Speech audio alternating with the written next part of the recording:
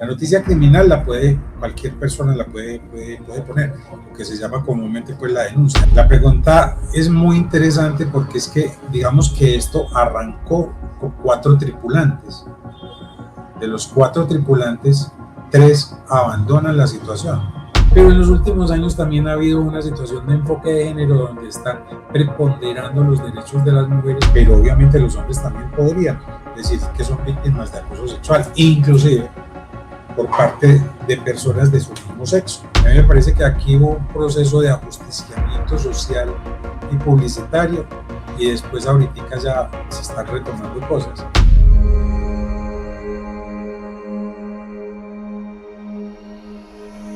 Bueno, Negrita, aquí en ¿Qué está pasando? Podcast, siempre con invitados que tienen el conocimiento y nos aclaran muchísimas dudas frente a todos estos temas que estamos manejando en la actualidad. Claro que sí, eso es absolutamente cierto. Un saludo para el doctor David y obviamente yo estoy aquí muy agradecida con los dueños del restaurante Árabe Internacional haciendo la transmisión porque no había otra que hacer. Pero bueno, ¿qué tal si comenzamos justamente con las preguntas para el doctor David? Porque hay 2 casos que en este momento se encuentran en la palestra muy importantes, que son lo de Jorge Alfredo Vargas, que ya grabó un mensaje anoche en el cual se nota que está muy, pero muy molesto por lo que le está sucediendo y obviamente después de 4 meses logró conocer los nombres de las presuntas víctimas que lo denunciaron ante la Fiscalía General de la Nación. Negrita, pero antes contarle a todos nuestros amigos de ¿Qué está pasando? Podcast que nos acompaña el doctor David Augusto Becerra, abogado penalista y quien es un teso en la materia y nos va a resolver aquí dudas porque son muchas las preguntas. David, bienvenido. Muy contento de estar aquí con ustedes. Conozco la trayectoria del programa y sé pues la capacidad y la calidad con que ustedes han venido manejando todos los temas de actualidad. Sé que la Negra Candela pues tiene una trayectoria larguísima en este mundo. Ahora pues la conozco de casi que de toda la vida también, a quien le profeso pues mucho cariño por la amistad que me tiene y le agradezco el reconocimiento que me hace. Bueno, David, arranquemos por una cosa que para mí es completamente ajeno a pesar de mi profesión como abogada, es porque Jorge Alfredo en el video que vamos a escuchar, el video donde él se pronuncia. Durante 137 días guardé silencio. No fue un silencio fácil, fue un silencio doloroso mientras veía cómo se afectaban mi nombre y mi familia. Decidí hablar por una razón muy concreta. Solo hasta hoy, durante la audiencia, con los giros hechos por los que se me señala. Quiero hacer énfasis en esto. Durante estos 137 días, no conocí de manera concreta las acusaciones en mi contra. Nunca las conocí. Toda persona tiene derecho a acudir a la justicia. Ese principio nunca ha estado ni estará en discusión para mí. Pero quien es señalado, como lo he sido yo, pues también tiene derecho a conocer los hechos, a responder y sobre todo a defenderse. Para mí, ese momento apenas comienza hoy. Sé que estos meses han generado preguntas, dudas y juicios muy duros. Yo lo entiendo. Créanme, para mí tampoco ha sido fácil. A partir de hoy, ejerceré mi defensa acompañado de mi equipo de abogados y convencido de que soy inocente. Con absoluto respeto, total respeto por el proceso, por la justicia y por todas las personas involucradas. Hoy solo les pido algo muy sencillo, que me permitan defenderme y que sea la justicia con pruebas la que establezca la verdad. A Inés María, a Laura, a Sofía y a Felipe, gracias. Gracias por creerme, por abrazarme, por acogerme y por sostenerme todos estos meses. A la familia y a los amigos de verdad, gracias por estar siempre. Y a ustedes gracias por escucharme. Buenas noches. ¿El por qué habla de que apenas en la audiencia de formulación de imputación es conocedor de los hechos si llevaba 4 meses con abogados que lo pudieran dar a conocer de qué se le acusaba? ahí hay dos momentos, digámoslo así, que pueden explicar el fenómeno. El primero de ellos es que la audiencia de imputación, que fue la que estuvo presente ayer Jorge Alfredo Vargas, es el primer momento procesal donde se dan a conocer por imputar los hechos que lo convocan a esa audiencia. Pese a ello, si hay pronunciamientos de la Corte Suprema de Justicia, incluso pronunciamientos constitucionales, que dicen que cualquier persona que sienta que lo están investigando o que tenga conocimiento de que hay en contra de ellos una acción penal, puede acudir al fiscal para que el fiscal le dé al menos la copia de la noticia criminal. En este caso en particular son muchas cosas las que se tejen en las situaciones. Primero, porque es una persona de reconocimiento público. La segunda, porque es un tema que también está de moda. Nosotros estamos atravesando unas condiciones muy particulares con la perspectiva de género. La misma Fiscalía General de la Nación, al poner una fiscal a investigar a Jorge Alfredo Vargas, le dice que utilice el enfoque de género, toda vez pues que las víctimas son mujeres.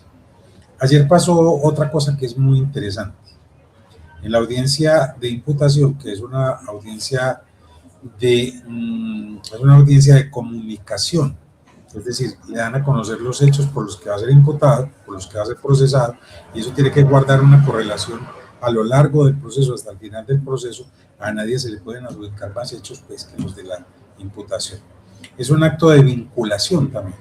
Ese acto de vinculación quiere decir que a partir de la imputación la persona queda vinculada al proceso en esa calidad de imputado, y es un acto de ofrecimiento. Ahí la Fiscalía General de la Nación, en las condiciones en que es posible, depende de los delitos, hace un ofrecimiento de qué pasa si la persona acepta o no acepta. En este caso es bien importante. Yo he tratado de seguir la situación de Jorge Alfredo Vargas y de Ricardo Orrego, un hombre de mi tierra, pues a quien aprecio mucho y lo conozco desde que era niño, por las condiciones específicas de ser hombres públicos de reconocimiento y quedar sometidos pues a ese imperio de la comunicabilidad y de la comunicación, donde las víctimas se reputan como mujeres. Bajo esa perspectiva, entonces, Jorge Alfredo Vargas ayer efectivamente pues hace la primera manifestación, lo que me parece que además es muy serio de parte de él, porque se tomó todo el tiempo y esperó a ver de qué se trataba para evitarse sorpresas. No obstante a eso, también hoy en el informe de Juan Carlos Coronel, ¿de Juan Carlos o de Daniel? Daniel. El informe de Daniel Coronel, dice Daniel Coronel que 3 de las 4 supuestas víctimas noticiaron a la Fiscalía General de la Nación, primero, que no están interesadas en la continuidad del proceso, y lo segundo de ellos es que no tienen absolutamente ninguna queja en contra de Jorge Alfredo Vargas, lo que va mutando todas estas situaciones pues rumbo al juicio. Pero una inquietud, David. Resulta que ellas dicen que no se unen son 4 las denunciantes, ellas 3 dicen que no querían llevar las cosas hasta la instancia penal, pero hay que explicarle muy bien a todos nuestros amigos de qué está pasando, que hay unas conductas que son querellables y otras no querellables, otras se pueden iniciar de oficio, y resulta que el Ministerio del Trabajo, a raíz de esas inspecciones que fueron a hacer al canal, se dieron cuenta de las quejas que estaban de estas 4 personas. ¿En qué momento el artículo 74 de la ley 906 del 2004, en su artículo pues de la conducta punible, tiene una salvedad al final, que es dónde puede iniciar el Ministerio del Trabajo esta conducta y llevar a la instancia de la Fiscalía? Cuando se es con un menor, delitos contra un menor de edad y un inimputable, o también delitos de género contra la mujer, de violencia contra la mujer. Ahí hay unas situaciones que entrar a aclarar. La primera de ellas es el entorno del delito, de qué se trata. La segunda condición que hay que entrar a aclarar es en la calidad de víctimas que tienen. O sea, se trata de 2 mujeres. La tercera, el delito, que es un delito contra la integridad sexual, contra los derechos sexuales de las víctimas. Y entonces, aquí hay que hacer una diferencia entre lo que es la noticia criminal y lo que es la participación de las víctimas dentro del proceso. La noticia criminal cualquier persona la puede poner, lo que se llama comúnmente pues la denuncia, dar a conocer a la Fiscalía General de la Nación que hay una presunta conducta que reviste las condiciones de delito para que se investigue. En este caso es oficioso. Ahora bien, el reconocimiento de las víctimas dentro del proceso penal se da desde el inicio mismo del proceso, porque obviamente para que haya un proceso penal tiene que haber una víctima. No puede haber proceso penal sin una víctima. Y entonces ahí es donde uno ya encuentra si realmente estas personas están dispuestas, pese al informe del Ministerio de Trabajo, a seguir adelante con la acción penal y qué tanto compromiso adquieren, sobre todo para las fases subsiguientes. Es decir, si ellas van a ir allá a ratificar la existencia de las conductas, porque si no termina siendo una especulación, principalmente de carácter de la Fiscalía, al no poder llegar al proceso con los testigos que tienen que acreditar las conductas. Bueno, doctor, la verdad es que son 4 las presuntas víctimas de la conducta de Jorge Alfredo Vargas. Ayer, en esa imputación que fue a puerta privada, no estuvo ninguna de ellas. Tampoco estuvieron los abogados. La única que asistió fue la abogada Ana María Bejarano, quien es una abogada de oficio. Ustedes saben perfectamente qué son los abogados de oficio. Me gustaría que le dijeran a nuestros seguidores qué es un abogado de oficio, porque lo que yo tengo entendido es que ese es el abogado que le pone la Fiscalía a quienes no tienen un abogado que la represente. ¿Es verdad o es mentira? Muy bien. Existe la figura del representante de las víctimas. Toda víctima también tiene el derecho como víctima, en fundamentos constitucionales y legales, a ser representado dentro de sus derechos por un abogado. Y ese abogado puede ser otorgado a través de un contrato, es decir, abogados contractuales, que somos nosotros pues los que los pagan por ejercer esto. Los abogados del Sistema Nacional de Defensoría, que tienen abogados también destacados en víctimas. Y lo tercero es que la Fiscalía puede solicitarle de manera pues particular a un abogado si quiere asistir como víctima a la persona pues que está vinculada al proceso en esa misma calidad. Ese reconocimiento de víctima ni siquiera es en la audiencia de imputación, sino más adelante en la audiencia de acusación. No obstante a eso, esa discusión que se plantea inicialmente, como hay que hablar de una víctima, también es honesto y es productivo de parte del Estado colombiano garantizarle los derechos que como víctima tienen a la verdad, justicia y a la reparación. Y eso se hace también con la puesta pues en escena de un abogado como representante de las víctimas. Doctor David, pero la Fiscalía en un momento dado puede obligar a comparecer en este proceso a las 3 que se están aislando de permanecer allí. Esa es una pregunta bien interesante ahora. La pregunta es muy interesante porque es que, digamos que esto arrancó con 4 tripulantes. De los 4 tripulantes, 3 abandonan la situación. Entonces quedan 2 situaciones a entender, a tratar de entender. La primera, si la vinculación de esas 3 personas se hace necesario precisamente dentro del proceso. Y la segunda, si ellas tienen el derecho constitucional, en virtud del artículo 33 de la Constitución Política, nadie puede ser obligado a declarar en su contra, nadie puede ser obligado a servir como testigo en contra de sí mismo, de sus parientes y personas cercanas.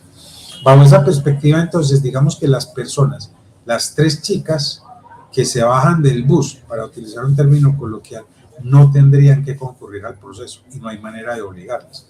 A lo sumo, el juez puede decirles o puede comprometerlas o puede llevarlas, porque existe ese poder de conducción de los testigos a través de una decisión de un juez para que concurran al proceso, pero igual no las pueden obligar a hablar, porque ellas tienen una protección particular y una protección constitucional. Bueno, doctor, hay otra pregunta sobre el tema. Ellas mandaron una carta a la Fiscalía y la señora pues la leyó y aceptó, pero también anunció que el proceso continuará con lo que hay hasta el momento, así no quede sino una sola de las 4. y pues sabrá Dios en qué terminará esto. ¿Qué sucederá ahí? Bueno, digamos que de las 4 víctimas ya se fueron 3, queda una sola víctima y el proceso igual continúa, porque es que el delito se puede cometer contra una persona o contra varias. En el caso particular que había 3 personas, entonces se está hablando de una situación de un acoso sexual de manera paralela, es decir, contra varias personas, lo que en términos jurídicos se llama, pues, digamos, en concurso homogéneo con el mismo tipo penal, que es el de acoso sexual. En otras palabras, él acosó, abro comillas, que él acosó a 4 personas. No obstante, si 3 de ellas lo quieren declarar, si 3 de ellas se quieren desvincular del proceso, lo que no pueden hacer tampoco de una manera tan holgada, por llamarlo de alguna manera, porque ellas tendrán que corresponder con la justicia y en algún momento inclusive pueden, vuelvo y repito, ser llamadas al proceso.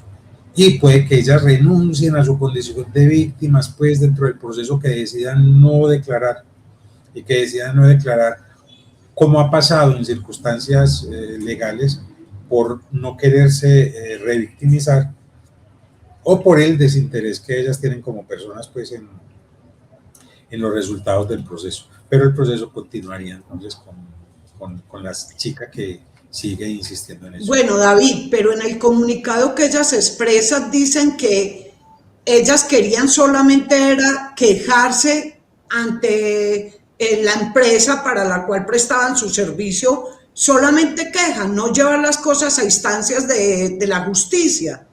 Pero hasta ahí es donde queda la inquietud. Si sí, el Ministerio del Trabajo, que fueron los que empezaron y dieron el inicio a activar el operador de justicia, lo pueden hacer porque es una conducta que no necesita querella por parte de las víctimas, como bien lo dice la norma. ¿Qué pasa ahí con ellas? Bueno, existe la obligación de todos los servidores públicos, entendiéndose por eso las personas que trabajan para el Estado, de denunciar, dar a conocer la noticia criminal de cualquier hecho que pueda tener las características de un delito. En este caso concreto, el Ministerio de Protección Social lo puede hacer a partir de la investigación que está haciendo. Ahí sueltan esa situación ya no para que la resuelva el Ministerio de Protección Social, sino que lo resuelva la Fiscalía a través del poder de configuración que tiene, es decir, de estructurar la conducta investigada dentro de un tipo penal. Esa es la primera parte. La segunda parte de ella es que este delito, por las condiciones que tiene, por las circunstancias que lo rodean, tampoco es querellable. Y si no es querellable, no se puede hablar que se retiran del delito de ninguna voluntaria, porque no se puede establecer así normativamente. Doctor David, otra inquietud que para muchas personas dicen, no, pues es que acoso sexual, eso no pasa nada, porque la gente está acostumbrada de que tiene que ser como acceso carnal ya como consumado, y resulta que ahí se configuran 3 conductas punibles: el acoso, el abuso y el acceso. Y más que eso, está la demanda de explotación sexual, que es el proxenetismo, todas esas otras conductas que tienen que ver con los derechos sexuales, y obviamente se configuran de una manera mucho más simple. Ha habido una tendencia en el mundo moderno en los últimos, digamos, 20 o 30 años, pero más recientemente, de la protección de los derechos de las mujeres, frente a lo que yo estoy obviamente de acuerdo. No podría hablar de una civilización o de una organización social sin que estuviera, pues, resguardados los derechos plenamente, pues, de las mujeres.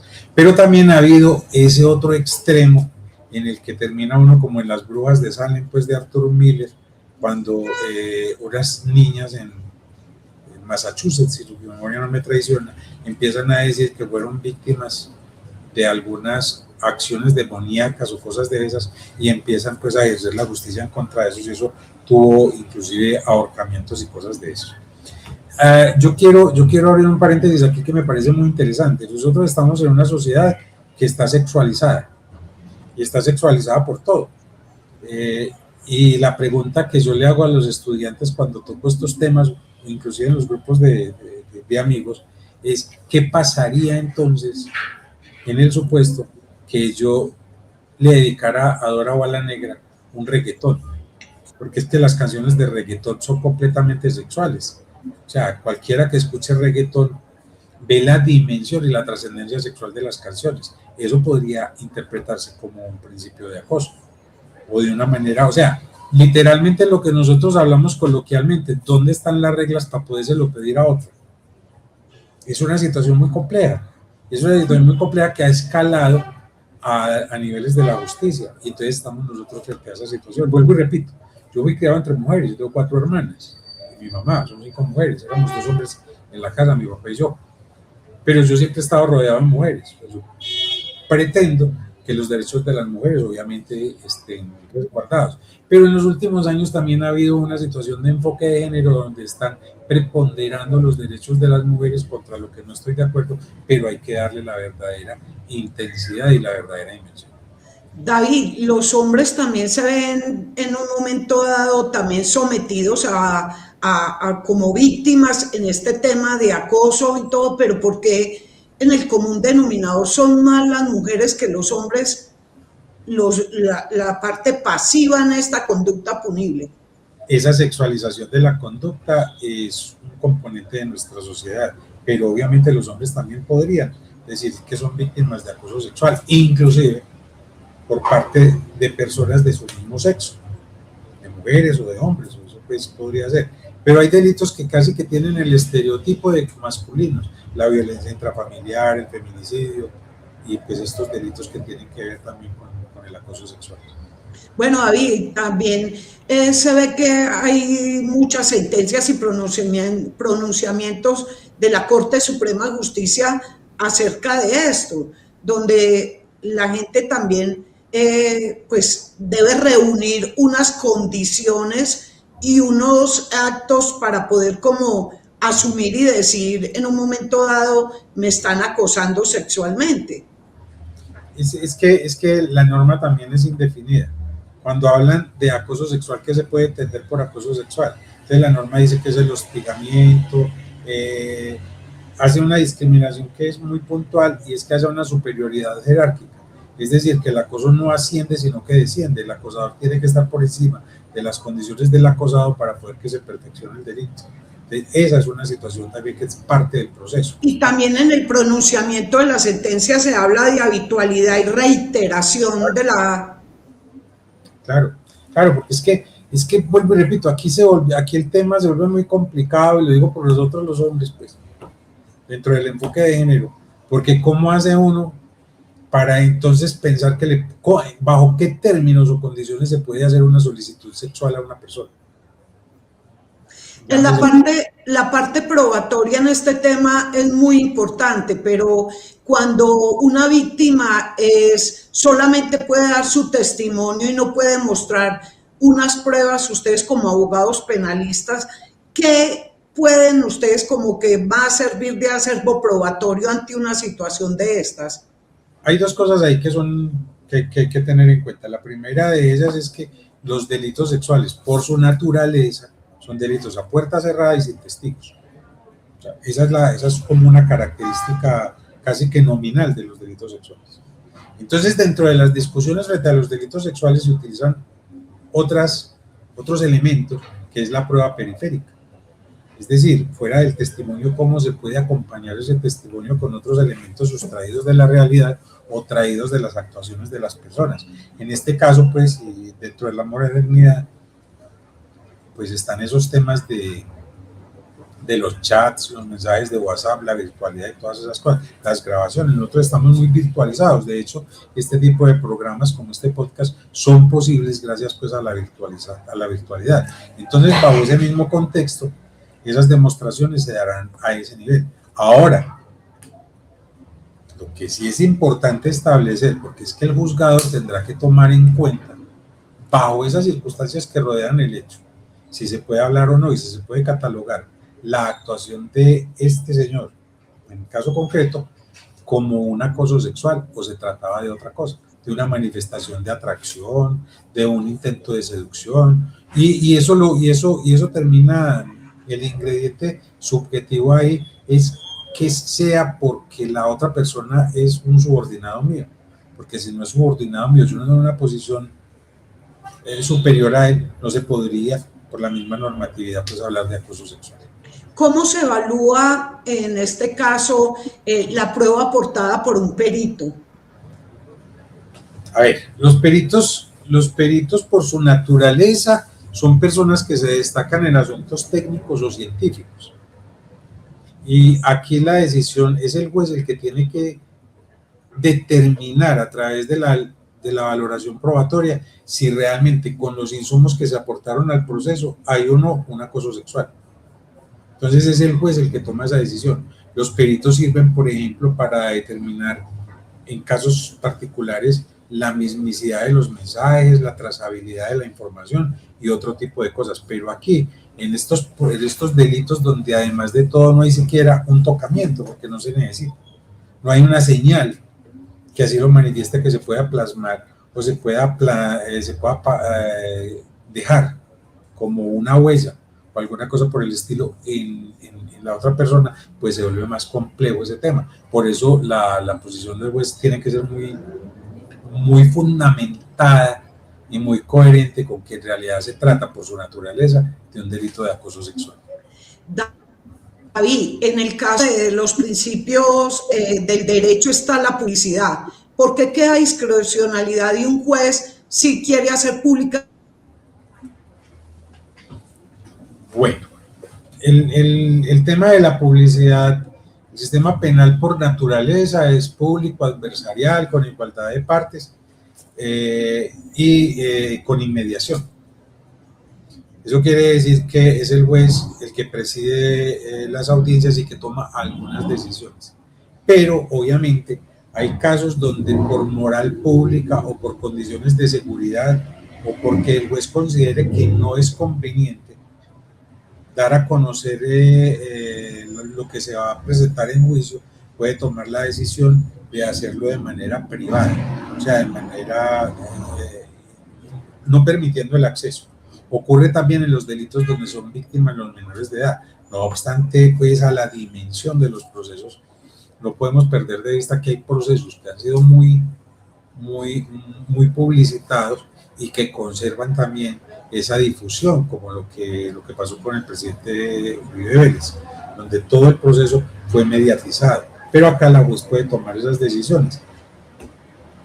Llama mucho la atención una situación, y es que según lo que dice Jorge Alfredo Vargas, apenas ayer él supo quiénes lo estaban señalando a él, lo que termina siendo pues un poquito contradictorio, porque pensaría que si él le hubiera solicitado la noticia criminal a la fiscalía estaba en la obligación de darle a conocer por lo menos cuáles son los hechos y cuáles los señalamientos y de quiénes provienen. Ese es un derecho fundamental y constitucional. Pero no fue de pronto una falencia de la parte defensora de él, porque pues si yo veo que se vuelve el escándalo mediático en redes sociales y yo me estoy siendo pues acusada de muchas cosas, no es precisamente el abogado defensor el que debe como ayudarle a aclarar todas estas cosas.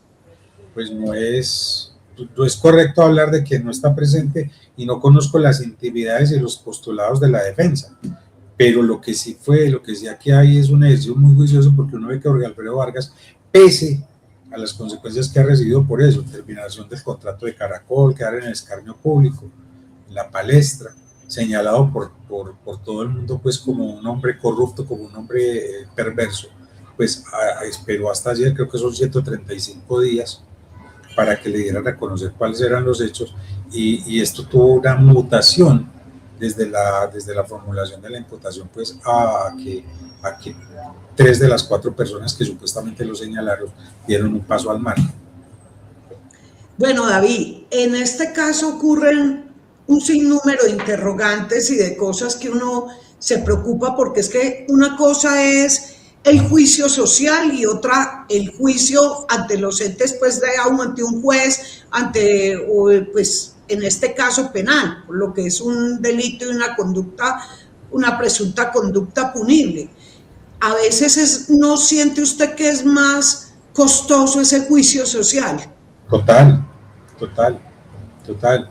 En los ventideros políticos dicen calumnia, calumnia, que de la calumnia algo queda. Y digamos que a nosotros nos enseñaron que uno no podía calumniar a nadie porque eso no es reparable, el daño ya está hecho. Fuera de eso no hay cómo, no habría un mecanismo restaurativo de las condiciones que tenía Jorge Alfredo Vargas. Me parece, y este ya es un criterio personal, lo hago desde el enfoque profesional que tengo como abogado que soy, que hubo una ligereza de parte del canal, que en virtud a garantizar los derechos de las denunciantes, saca a Jorge Alfredo Vargas y a Ricardo Orrego del canal para casi que enmudecerlos durante el resto del tiempo y aparentar el canal que estaba haciendo lo éticamente correcto. Pero ellos hacen primero, mandan un comunicado donde no revelan los nombres de los presuntos acosadores, pero después sí sacan otro comunicado donde ya claramente hablan de estos dos periodistas. Y uno dice, ¿hasta qué punto en la justicia no me voy a hacer ni de un lado ni del otro? La justicia penal, en este caso, llegara a fallar a favor de Jorge Alfredo. ¿Qué acciones penales él puede instaurar? Pues aparte como de injuria y calumnia, que todo el mundo dice que es como lo más sencillo y lo más elemental y lo más fácil como de salirse uno de un lío, a todos los daños y perjuicios que esto le logra causar, porque es un tema, como él mismo lo expresaba en el video, gracias a Dios cuenta con una familia que ha estado firme y apoyándolo y brindándole ese amor.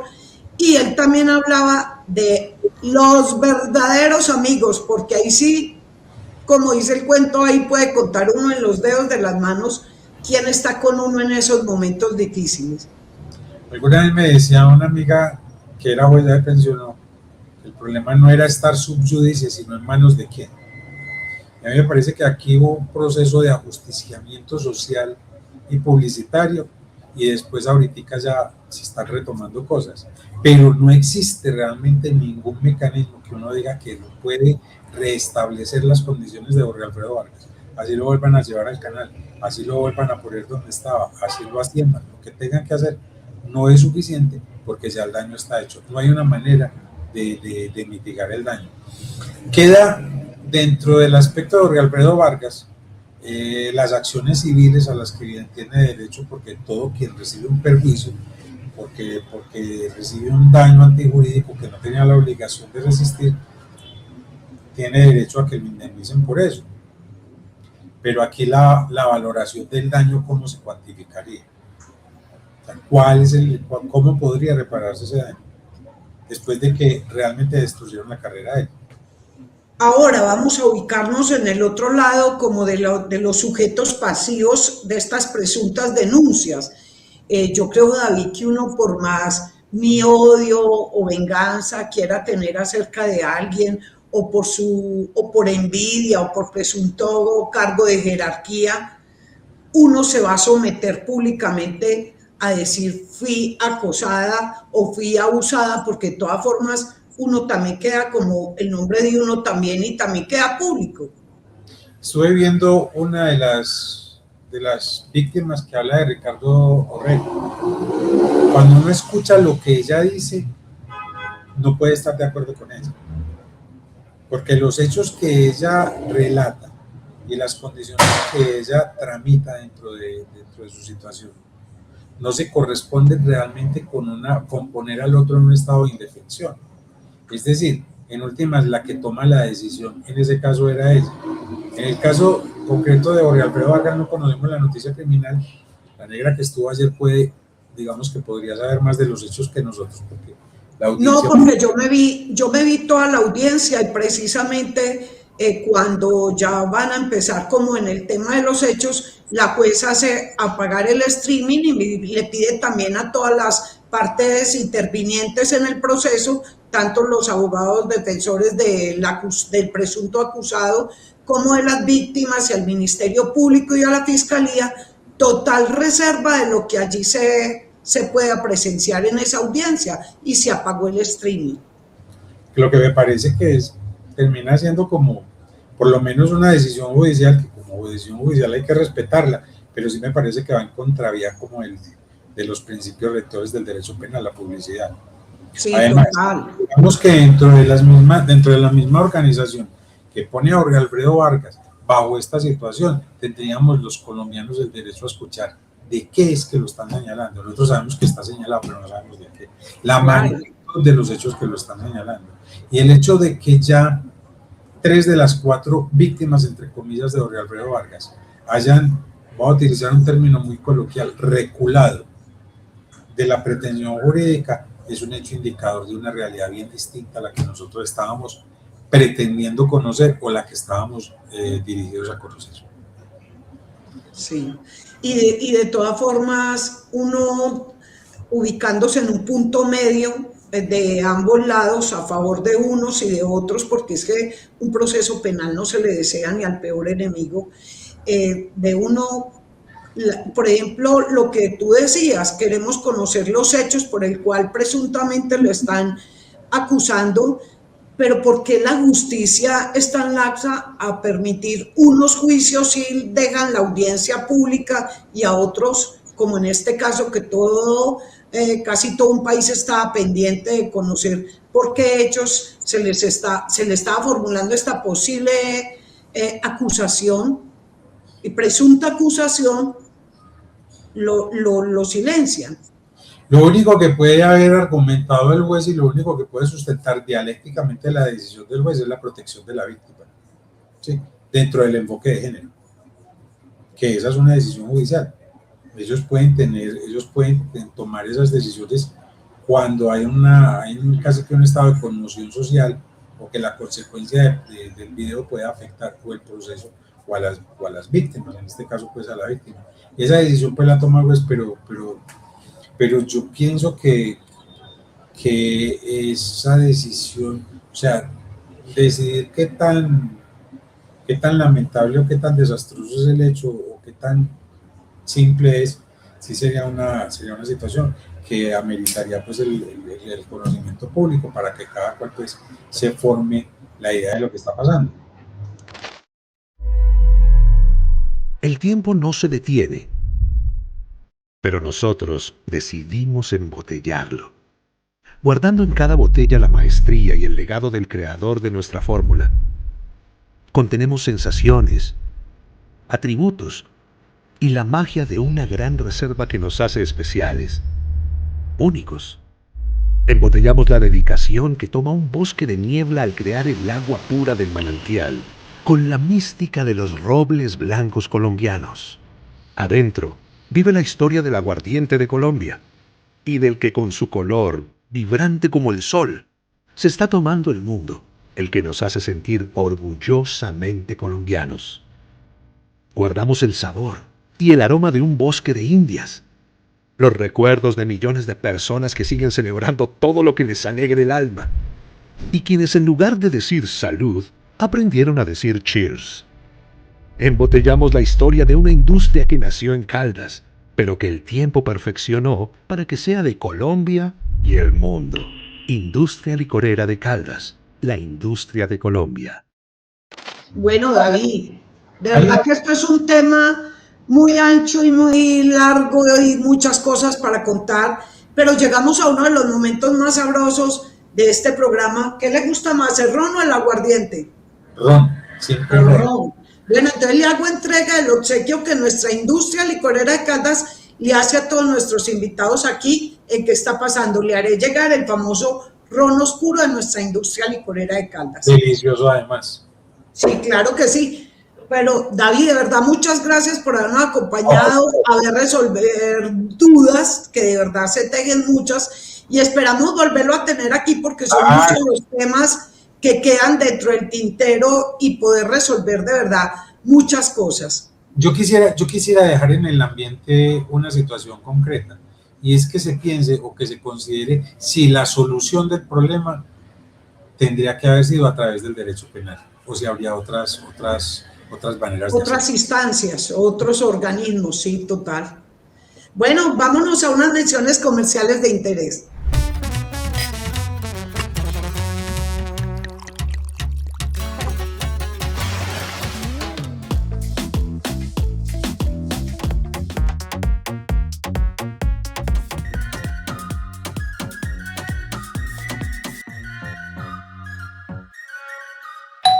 Que una fotodetección no te tome por sorpresa. Recuerda que mantener tus datos actualizados en el RUN es la mejor forma de evitar contratiempos y estar informado. Consulta tu estado de cuenta en www.movilidadmanizales.com.co. Manizales, una ciudad inteligente que se mueve con confianza. Alcaldía de Manizales, Secretaría de Movilidad.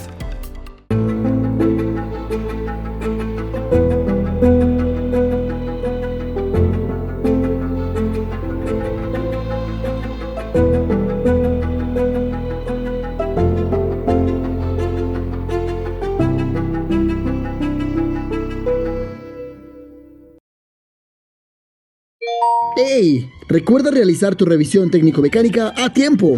¿Es verdad? Tengo que llevar mi vehículo. Gracias, CDA de Caldas, por siempre recordármelo. Diagnosticamos llantas, frenos, luces y gases contaminantes.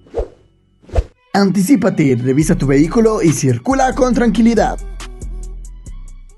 Ante la presencia de lluvias, permanece atento a tu entorno, especialmente si vives cerca de ríos, quebradas o en zonas de ladera. Si notas cambios en el terreno, aumento en el nivel de las aguas o cualquier situación que represente riesgo, avisa de inmediato a la línea de emergencias 123 del CISEC. Diseña tu plan familiar de emergencia, define rutas de evacuación, identifica puntos de encuentro y mantén comunicación con tu familia. Este es un mensaje del Gobierno de Caldas, la Jefatura de Gestión del Riesgo y la Secretaría de Medio Ambiente.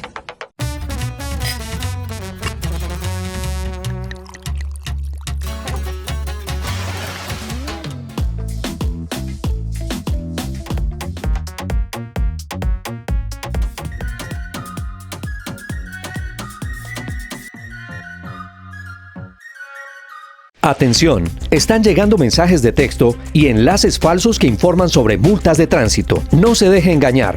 Antes de ingresar a un enlace o realizar un pago, comuníquese de inmediato con la Secretaría de Movilidad por medio de sus canales oficiales. Llame o escriba por WhatsApp a la línea 333-602-5521. Ingrese a movilidadmanizales.com.co o diríjase a nuestras sedes físicas en el centro o en el edificio Siglo XXI Local 7. No le dé oportunidad a los estafadores. Mensaje de la Secretaría de Movilidad, Alcaldía de Manizales. Ante la presencia de lluvias, permanece atento a tu entorno, especialmente si vives cerca de ríos, quebradas o en zonas de ladera. Si notas cambios en el terreno, aumento en el nivel de las aguas o cualquier situación que represente riesgo, avisa de inmediato a la línea de emergencias 123 del CISEC. Diseña tu plan familiar de emergencia, define rutas de evacuación, identifica puntos de encuentro y mantén comunicación con tu familia. Este es un mensaje del Gobierno de Caldas, la Jefatura de Gestión del Riesgo y la Secretaría de Medio Ambiente.